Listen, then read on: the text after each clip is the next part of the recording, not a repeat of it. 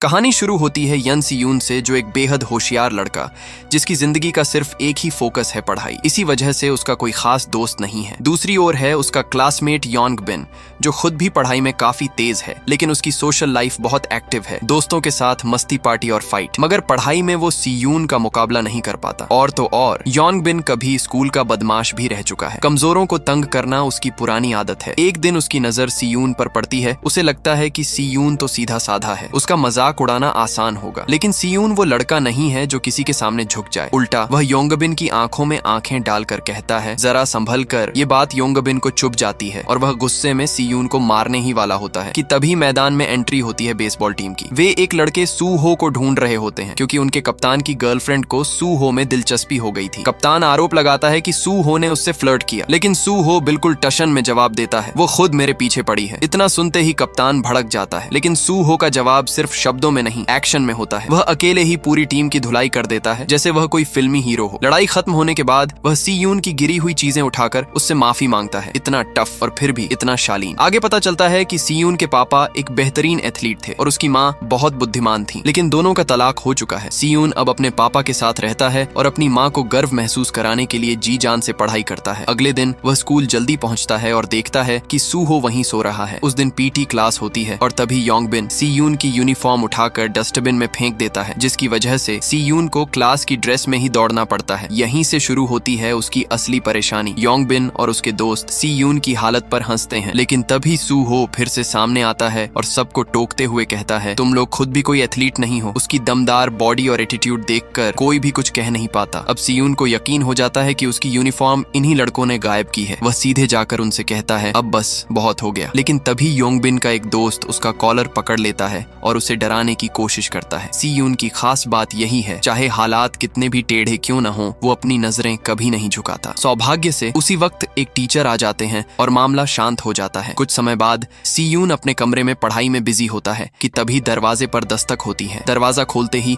सामने सू हो खड़ा होता है, जो अब एक डिलीवरी बॉय के तौर पर काम कर रहा है और गलती से सियून के घर पहुंच गया है। लेकिन बिना किसी झिझक के वह अंदर आ जाता है और पानी मांगता है। अगले दिन स्कूल में एक नया स्टूडेंट आता है जिसका नाम बम सेओक है, जो एक बड़े नेता का बेटा है। पहले ही दिन योंगबिन और उसके दोस्त उस पर अपना इंप्रेशन जमाने पहुंच जाते हैं, लेकिन वे लोग सियून की सीट पर बैठे होते हैं। सियून आता है और साफ साफ कहता है, सीट खाली करो। योंगबिन को तो बस मौका चाहिए था सियून को मारने का, लेकिन तभी एक बार फिर सू हो बीच में आ जाता है और कहता है, चुप रहो, मुझे सोने दो। और ये सुनते ही सब चुपचाप अपनी अपनी जगह पर लौट जाते हैं। शाम को योंगबिन अपने दोस्तों के साथ डिस्को में पार्टी कर रहा होता है। अब तक सिर्फ मजाक उड़ाना और धौंस जमाना काफी नहीं था। सियून का हौसला तोड़ने के लिए योंगबिन और उसके दोस्तों ने ठान लिया था कि अब सीधा वार करेंगे उसकी सबसे बड़ी ताकत पर, उसकी पढ़ाई पर। उनका नया प्लान था, अब उनका प्लान था सियून को ड्रग्स देकर उसका एग्जाम बिगाड़ देना, ताकि उसका आत्मविश्वास पूरी तरह टूट जाए। इसके लिए योंगबिन अपने कजिन से ड्रग्स मंगवाता है और इस गंदे काम में बम सेओक को भी शामिल कर लेता है। बम सेओक पर प्रेशर डाला जाता है, उसे धमकाया जाता है कि अगर उसने मदद नहीं की तो उसके साथ भी वही होगा जो उसकी पिछली स्कूल में होता था। डर के मारे बम सेओक एग्जाम के दौरान चुपके से सियून के शरीर पर फेंटानिल का पैच चिपका देता है। कुछ ही देर में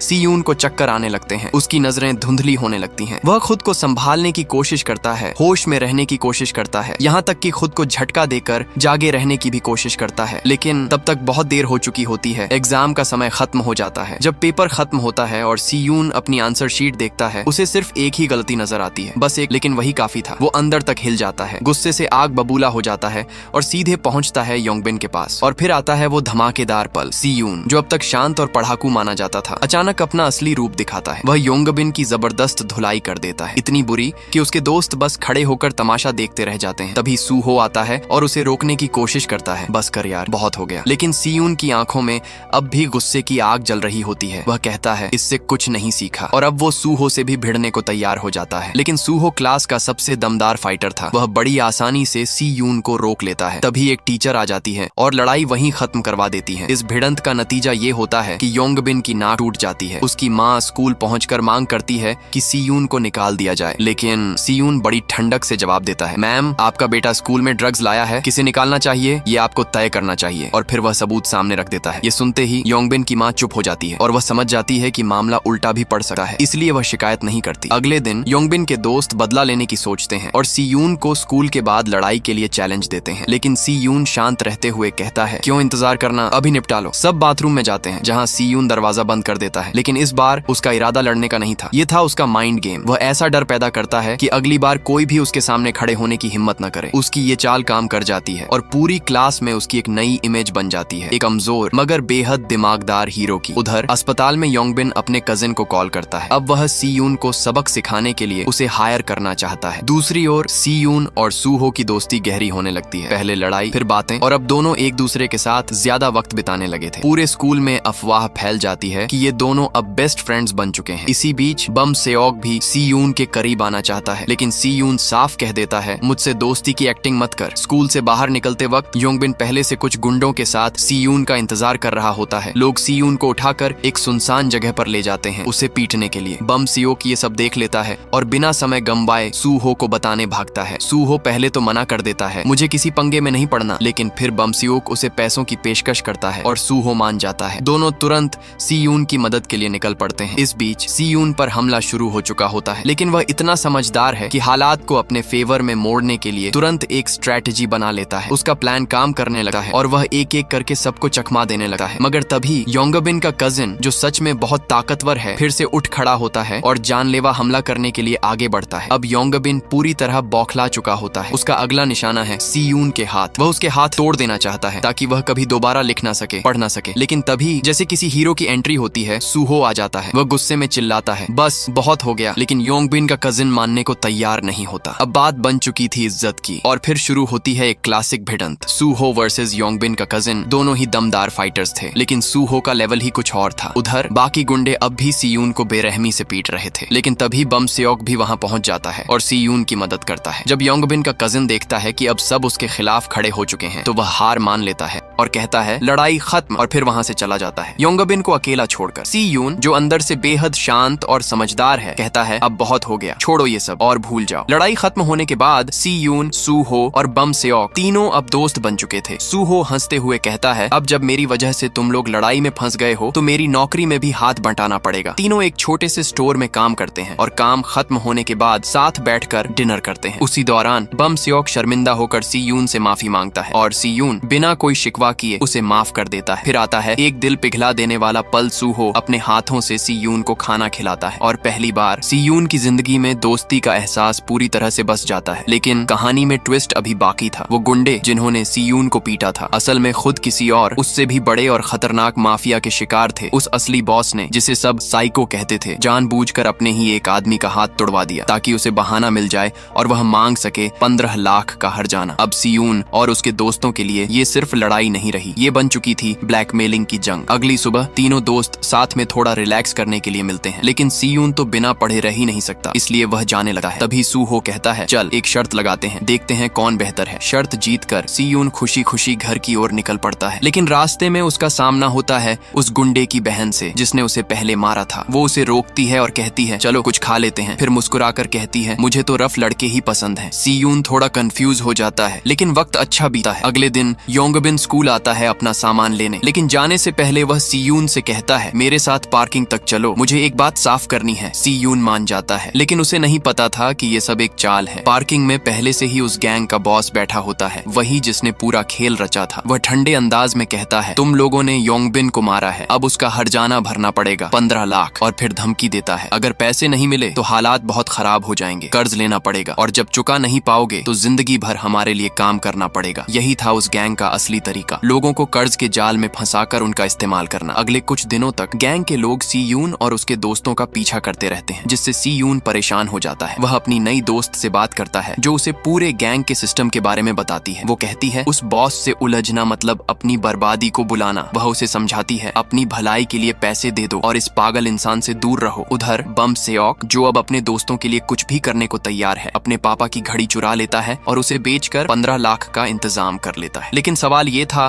क्या पैसे देना ही हल है? सीयून की प्लानिंग अब अपने आखिरी पड़ाव पर थी। जब बम सेओक पैसे जुटा लेता है तो सीयून और उसके दोस्त फैसला करते हैं, पैसे देने के बजाय सीधे पुलिस को बुलाकर इस पूरे गैंग का खेल खत्म किया जाए, क्योंकि अगर एक बार पैसे दे दिए तो फिर कभी पीछा नहीं छूटेगा। सीयून बताता है कि उसने सबूतों की लोकेशन ट्रेस कर ली है, सारे सबूत उस गैंग लीडर के घर में मौजूद हैं, बस पुलिस को वहां तक ले जाना होगा। लेकिन इस मिशन की शुरुआत करेगा सूहो। वह सबसे पहले उस क्रिमिनल के घर जाएगा और अपनी वेटिंग ऐप का आइडिया उसे बेचने की कोशिश करेगा ताकि उसका भरोसा जीत सके। और फिर प्लान तुरंत शुरू हो जाता है। सूहो उसे बताता है कि उसे उसकी पूरी सिस्टम के बारे में पता है और वह एक बड़ा ऑफर लेकर आया है, पूरे स्कूल को एक जुए के अड्डे में बदलने का प्लान। क्रिमिनल इस आइडिया से इतना खुश हो जाता है कि वह सूहो को अपने गैंग में शामिल करने के लिए तैयार हो जाता है। उधर उनकी दोस्त सही लोकेशन सीयून को भेज देती है ताकि वह पुलिस लेकर वहां पहुंच सके। लेकिन बम सेओक को ये सब बहुत खतरनाक लग रहा था। डर के मारे वह खुद पैसे लेकर सीधे उन गुंडों के पास चला जाता है ताकि मामला यहीं खत्म हो जाए। लेकिन अब बहुत देर हो चुकी थी। जब सूहो उस गैंग के अड्डे पर पहुंचता है तो लीडर उसकी बातों पर शक कर लेता है और बिना कुछ कहे पीछे से उस पर हमला कर देता है। फिर वह सूहो का फोन चेक करता है और उसे पता चल जाता है कि सीयून पुलिस लेकर आने वाला है। वह तुरंत अपने आदमियों को आदेश देता है, सारे सबूत जला दो और भागने की तैयारी करो। तभी बम सियोक वहां पैसे लेकर पहुंच जाता है, लेकिन अब पैसे भी बेकार हो चुके थे। अब उनकी जान खतरे में थी। जब सीयून पुलिस लेकर वहां पहुंचता है तो पूरी जगह खाली मिलती है। पुलिस को लगता है कि ये सब एक फालतू ड्रामा था और वे नाराज होकर लौटने लगते हैं। लेकिन सीयून हार मानने वालों में से नहीं था। वह अकेले ही उस घर के अंदर घुस जाता है, लेकिन अब वहां कोई सबूत नहीं बचा था। तभी उसके फोन पर उसकी दोस्त का कॉल आता है। वह घबराई हुई आवाज में बताती है कि सब अब असली बॉस के पास जा रहे हैं और वह लोकेशन भेजती है। साथ ही चेतावनी देती है कि अगर पुलिस समय पर नहीं पहुंची तो हम सबकी जान जा सकती है। सीयून तुरंत वहां के लिए निकल पड़ता है। उसी वक्त योंगबिन का कजिन उस क्रिमिनल बॉस के सामने खड़ा होता है और कहता है, अब बहुत हो गया, ये सब यहीं खत्म करो। लेकिन बॉस बिना वक्त गंवाए उसकी बेरहमी से पिटाई शुरू कर देता है। तभी योंगाई बीच में आकर कहती है, रुको। लेकिन बॉस अब पूरी तरह पागल हो चुका था। वह अपने आदमियों को आदेश देता है, योंगाई को खत्म कर दो। और यही नहीं रुका, वह सबसे छोटे लड़के को कहता है कि कजिन और योंगाई दोनों की हत्या कर दे, क्योंकि वह नाबालिग है और उसे जेल नहीं होगी। फिर वह खुद कजिन की जान लेने के लिए आगे बढ़ता है। लेकिन तभी कजिन हिम्मत जुटाकर उठता है और उसे चुनौती देता है, एक आखिरी फाइट अगर मैं जीता तो मैं नया बॉस बनूंगा। और फिर शुरू होती है एक ब्रूटल, रॉ और जानलेवा लड़ाई। कुछ देर के लिए ऐसा लगता है कि कजिन जीत जाएगा, लेकिन तभी वो क्रिमिनल चाल चलता है। वह अचानक छुरी निकालता है और कजिन पर वार कर देता है, उसे बुरी तरह घायल कर देता है। ये देख योंगाई का सब्र टूट जाता है। वह खुद चाकू उठाकर उस गैंगस्टर को धमकाती है, लेकिन बॉस एक चालाक शिकारी था। वह पल भर में उसका चाकू छीन लेता है और जैसे ही उस पर हमला करने वाला होता है, बाहर पुलिस की सायरन की आवाज गूंजती है और तभी सीयून एंट्री करता है। फिल्मी अंदाज में वह कहता है, पुलिस आ गई है, अब भाग लो। फिर वह सूहो और बम सेओक को आजाद करता है और जैसे ही सब जाने लगते हैं तभी सच्चाई सामने आती है। सीयून ने सबको धोखा दिया था। वो असली पुलिस नहीं थी, सिर्फ एक फेक अलार्म था ताकि सब डर जाएं। लेकिन अब हालात और बिगड़ जाते हैं और सब फिर से भिड़ जाते हैं। घमासान लड़ाई शुरू हो जाती है। कजिन अपने घायल साथियों को बचाकर भागने की कोशिश करता है। तभी सच में पुलिस वहां पहुंच जाती है। एक जोरदार वार्निंग शॉट के साथ पूरा माहौल थम जाता है। लेकिन वो पागल बॉस इतनी आसानी से हार मानने वाला नहीं था। वह एक लड़के को ढाल बनाकर वहां से भाग निकलता है। सीयून समझ जाता है कि अगर उसे अभी नहीं रोका गया तो वो कभी भी लौटकर बदला ले सकता है, इसलिए वह उसका पीछा करता है। जब वह उसे पकड़ता है तो उससे भिड़ जाता है, लेकिन गैंग लीडर बेहद ताकतवर था। सौभाग्य से उसी वक्त सूहो भी वहां पहुंच जाता है और उसे समझाने की कोशिश करता है, अब बस कर दे और खुद को पुलिस के हवाले कर दे। लेकिन वह मानने वाला नहीं था और फिर शुरू होती है तीनों के बीच एक जबरदस्त भिड़ंत। सूहो बहुत स्ट्रांग था, लेकिन लीडर की फुर्ती और चालाकी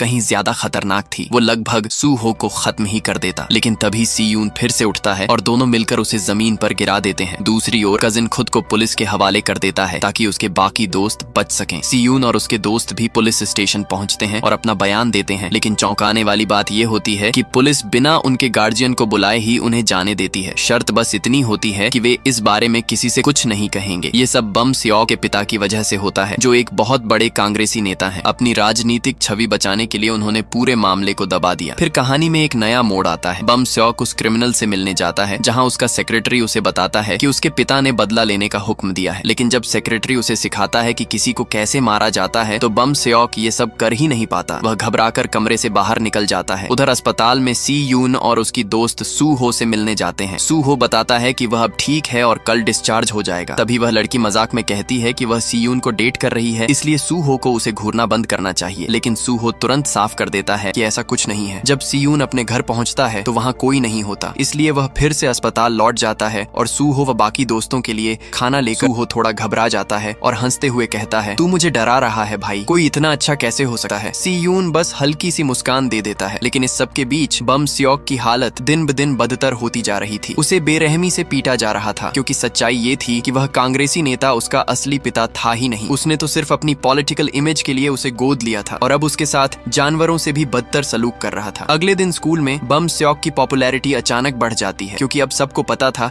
कि जिन क्रिमिनल्स को पकड़ा गया है वो उसी की वजह से हुआ है। लेकिन जब उसके दोस्त उसे योंगी के बारे में बताते हैं तो उसे लगने लगता है कि वह धीरे धीरे उसकी जगह ले रही है। जब वह सूहो का इंस्टाग्राम चेक करता है तो उसे जलन होने लगती है। जल्द ही उसे पता चलता है कि सूहो का बर्थडे आने वाला है और योंगी उसके लिए पार्टी प्लान कर रही है। लेकिन बम सेओक कह देता है कि इसकी कोई जरूरत नहीं है। जैसे जैसे दिन बीते हैं उसे लगने लगता है कि योंगी उसके दोस्तों को उससे छीन रही है। जब वे लोग कराओके जाते हैं तो बम सेओक जरूरत से ज्यादा कोशिश करता है सबका ध्यान अपनी तरफ खींचने की, लेकिन नतीजा उल्टा होता है। उसी दौरान उसकी मुलाकात उसके पुराने क्लासमेट से हो जाती है जो उसे पहले बुली करते थे। डर के मारे वह वहाँ से भाग जाता है। जब वह वापस अपने दोस्तों के पास आता है तो गुस्से में योंगी पर भड़क उठता है। उसे लगता है कि उसने जानबूझकर बदमाशों को उसका पता दिया था। वह उसे मारने तक को तैयार हो जाता है, लेकिन उसके दोस्त योंगी का साथ देते हैं। इससे वह और भी ज्यादा भड़क उठता है। तभी वे गुंडे फिर से वहाँ आ धमकते हैं। इस बार उनका निशाना बम सेओक होता है। वे उसे उठाकर ले जाना चाहते हैं, लेकिन सी यून डटकर उनके सामने खड़ा हो जाता है और कहता है दफा हो जाओ, यहाँ से उसे अकेला छोड़ दो। अगले दिन बम सेओक अंदर ही अंदर इतना चिढ़ा हुआ होता है कि उसे बस किसी पर भी अपना गुस्सा निकालना था। लेकिन क्लास के बाकी लड़के उससे डरते नहीं थे क्योंकि असली ताकतवर तो सूहो था। फिर भी वह सबको मारने की धमकी देता रहता है। तभी सूहो उसे शांत करने आता है, लेकिन हालात और बिगड़ जाते हैं और दोनों के बीच बहस शुरू हो जाती है। अगले 2 दिन बम सेओक स्कूल ही नहीं आता, जिससे उसके दोस्तों को चिंता होने लगती है। फिर सी यून और बाकी लोग उसे ढूंढते हुए उसके घर पहुंच जाते हैं। बम सेओक उन्हें देखकर चौंक जाता है और दिल ही दिल में खुश भी होता है कि उसके दोस्त उसे देखने आए हैं। जब उससे पूछा जाता है कि वह ऐसा क्यों कर रहा है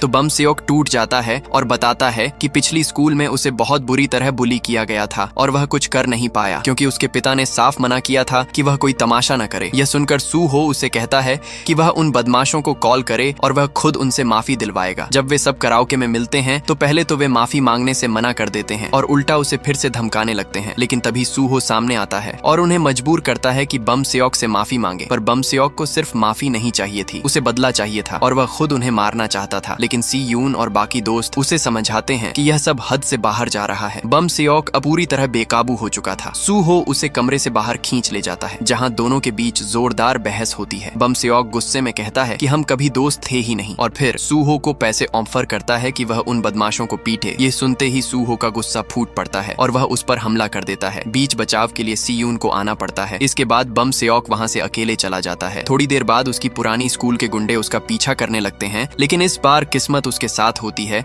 और उसे रास्ते में अपने कुछ नए क्लासमेट्स मिल जाते हैं जो उसे चिढ़ाने के बजाय उसके साथ खड़े हो जाते हैं और मिलकर उन बदमाशों को सबक सिखाते हैं। इस जीत के बाद वे उसे अपने ग्रुप में शामिल कर लेते हैं और साथ पार्टी करने के लिए एक डिस्को ले जाते हैं। वहां बम सेओक सबके लिए ड्रिंक्स खरीदता है जिससे सब उसे ज्यादा सम्मान देने लगे हैं। फिर इंस्टाग्राम पर सब एक दूसरे को फॉलो करने लगते हैं और बम सेओक को लगता है कि अब यही उसके असली दोस्त हैं। अगले दिन वह क्लास में नशे में झूमता हुआ आता है।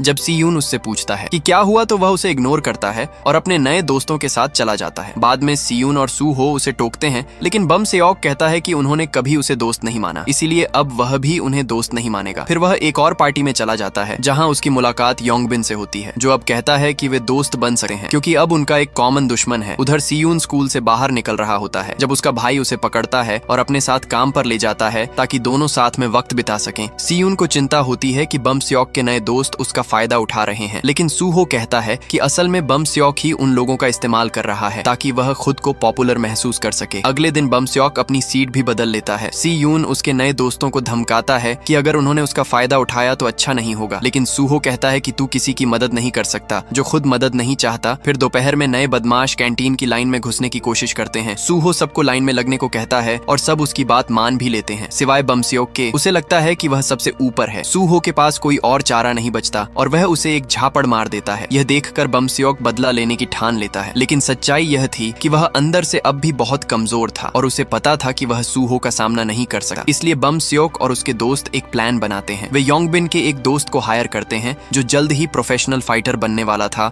और उसे पूरे 1 मिलियन वॉन का ऑफर दिया जाता है सिर्फ सूहो को सबक सिखाने के लिए। लेकिन दिक्कत यह थी कि सूहो पहले ही उस फाइटर को हरा चुका था, इसलिए उसे कमजोर करने के लिए बम सेओक और उसके दोस्तों ने सूहो की बाइक के ब्रेक काट दिए ताकि वह हादसे में घायल हो जाए और ठीक से लड़ ना पाए। सूहो को अंदर ही अंदर समझ आ जाता है कि इसके पीछे कौन है, लेकिन वह सी यून को टेंशन नहीं देना चाहता, इसलिए ऐसे दिखाता है जैसे उसे कुछ पता ही नहीं। थोड़े वक्त बाद सूहो का बर्थडे आ जाता है और यही वह दिन था जब बम सेओक और उसके दोस्त उसे पीटने की प्लानिंग कर रहे थे। बम सेओक उसे कॉल करता है, लेकिन सूहो ने उसे पहले ही ब्लॉक कर रखा था। इसलिए वह योंगी को कॉल करता है और कहता है कि वह सब दोस्तों से फिर से मेलजोल करना चाहता है और सूहो को एक गिफ्ट देना चाहता है, लेकिन इसके लिए उसे योंगी की मदद चाहिए। योंगी जो चाहती थी कि सब फिर से पहले जैसा हो जाए, इस झांसे में आ जाती है और मान जाती है, लेकिन असल में यह सब एक बहुत बड़ी साजिश थी। फिर एक मैसेज सूहो को भेजा जाता है, लेकिन सबसे पहले वह सीयून के हाथ लग जाता है। वह पूरा मैसेज डिलीट कर देता है और सूहो से कहता है कि वह आराम से खाना खाए, वह थोड़ी देर में कुछ काम निपटा कर आएगा। जब सीयून उस जगह पहुंचता है तो वह पूरे एरिया का एनालिसिस करता है और एक स्ट्रेटजी बनाता है ताकि वक्त आने पर वहां से सुरक्षित निकल सके। फिर वह उन गुंडों के पास जाता है जिन्हें सीयून की जगह सूहो की उम्मीद थी। उसे देखकर बम सेओक थोड़ी देर के लिए घबरा जाता है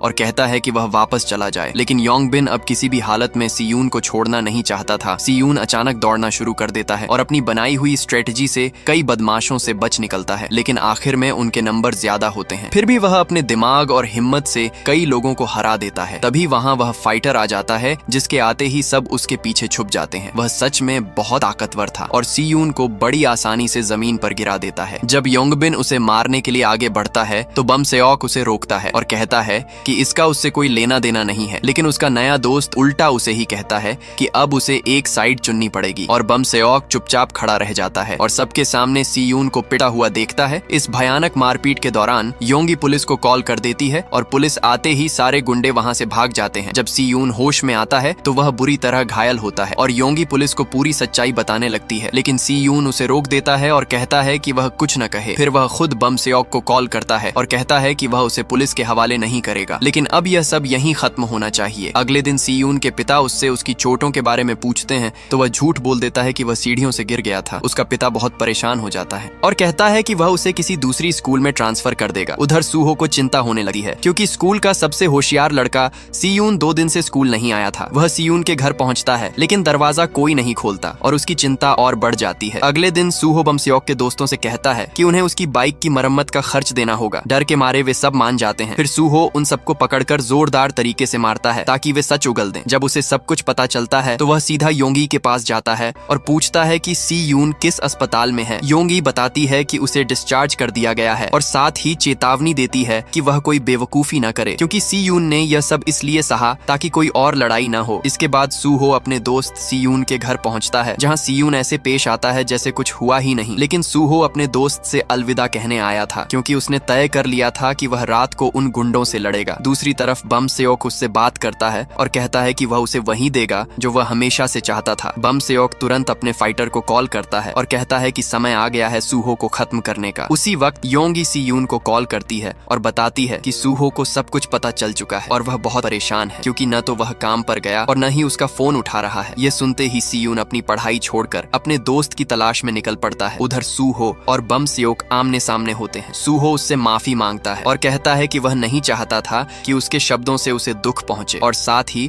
वह उसे सीयून से माफी मांगने को कहता है, लेकिन बम सेओक का जवाब वही होता है जो कभी उसके साथ बदतमीजी करने वालों ने कहा था कि उसे माफी मांगने की कोई जरूरत नहीं है। यानी अब वह खुद वही बन चुका था जिससे उसे कभी सबसे ज्यादा दर्द मिला था। यह सुनते ही सूहो का गुस्सा फूट पड़ता है और वह उसे जोरदार पंच मार देता है। तभी बम सेओक का फाइटर बीच में आता है और कहता है कि अब लड़ाई उससे होगी। दोनों रिंग में उतरते हैं और फाइट शुरू होती है। दोनों ही जबरदस्त फाइटर होते हैं, लेकिन बम सेओक का आदमी लगभग प्रोफेशनल बन चुका था और सूहो पहले से ही घायल था। फिर भी सूहो अपनी पूरी ताकत लगा देता है और उसे गिरा भी देता है, लेकिन जैसे ही वह फिनिशिंग मूव करने वाला होता है पीछे से एक गुंडा आकर उसे जोर से लात मार देता है जिससे वह बुरी तरह घायल हो जाता है। तभी बम सेओक खुद रिंग में चढ़ जाता है और सूहो के सिर पर बेरहमी से वार करता है। फिर बाकी गुंडे भी आ जाते हैं और मिलकर उसे बुरी तरह पीटते हैं जैसे उसकी जान ही ले लेंगे, लेकिन तभी बम सेओक का सेक्रेटरी आकर सबको रोकता है। लेकिन तब तक सूहो की सांसें थम चुकी होती हैं। यह देखकर बम सेओक का दिल बैठ जाता है और वह वहीं बच्चे की तरह रोने लगता है। वह तुरंत एम्बुलेंस बुलाना चाहता है, लेकिन उसका सेक्रेटरी उसे जबरदस्ती वहां से खींच ले जाता है। फिर वे लोग वापस लौटे हैं क्योंकि अब कोई गवाह नहीं छोड़ सकते थे और वे गुंडों से कहते हैं कि अब तुम ही लोग इसकी जिम्मेदारी लोगे। उसी रात बम सेओक के घर उसका पिता उसे कहता है कि अब वह देश छोड़ने की तैयारी करे और तब तक घर से बाहर न निकले। अगली सुबह सीयून जल्दी स्कूल पहुंचता है पर उसे सब कुछ अजीब लगता है। सूहो नहीं था। उस दिन फाइनल एग्जाम भी थे, लेकिन उसकी फिक्र में सीयून का पूरा पेपर बिगड़ जाता है। फिर उसे असली सच्चाई पता चलती है कि सूहो कोमा में है। बम सेओक के सेक्रेटरी ने ऑफर दिया है कि वह सारे मेडिकल खर्च उठाएंगे, लेकिन इसके बदले उसकी दादी से कुछ पेपर्स पर साइन करवा लिए गए ताकि वे लोग कानून से बच सकें। अपने दोस्त को उस हालत में देखकर